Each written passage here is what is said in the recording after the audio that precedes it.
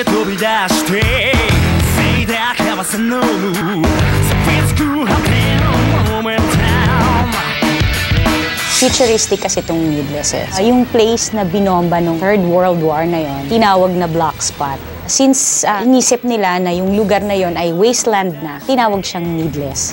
So, hindi na kailangan. Ang hindi nila alam, may mga ilang mga tao pala na nakasurvive doon at nagtataglay sila ng mga fragments o yung mga supernatural abilities. Ang ibig sabihin ng Needless, hindi sila kailangan doon sa society.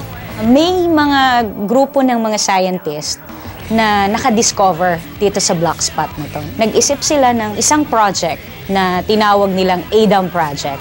They were thinking of creating a god. Dalawa yung in-experiment nila, yung A78 and A79, yun yung si Adam Arclight at saka si Adam Blade.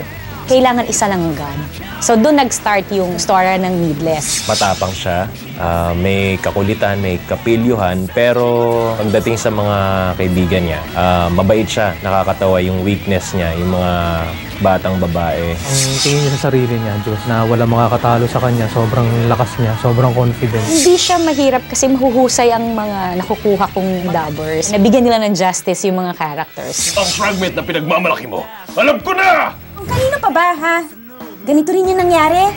Inasusok lamang ko ang mga Needless dahil ninakaw nila ang kapangyarihan ng Diyos. Katahimikan at kasiyahan sa sangkatauhan. Mga buhay na sel. Isang kumpul ng buhay na sel ang nasa loob. Fourth wave. Maraming matututunan dito. Unang-una, makikita yung limitations ng tao. Hindi natin kayang mag-isip above dun sa supreme being. Tapos yung pagpapahalaga sa friendship at saka dun sa life, yung survival, na mabuhay. Manood kayo ng Needless dahil marami kayong matututunan dito. Maraming exciting na mga eksena. Hindi mo mapipreempt kung ano yung mangyayari. So talagang aabangan mo kung ano yung susunod na mangyayari. I love anime! I love anime! I love anime! I love anime. I love anime. I love anime. I am Hero. Hard luck!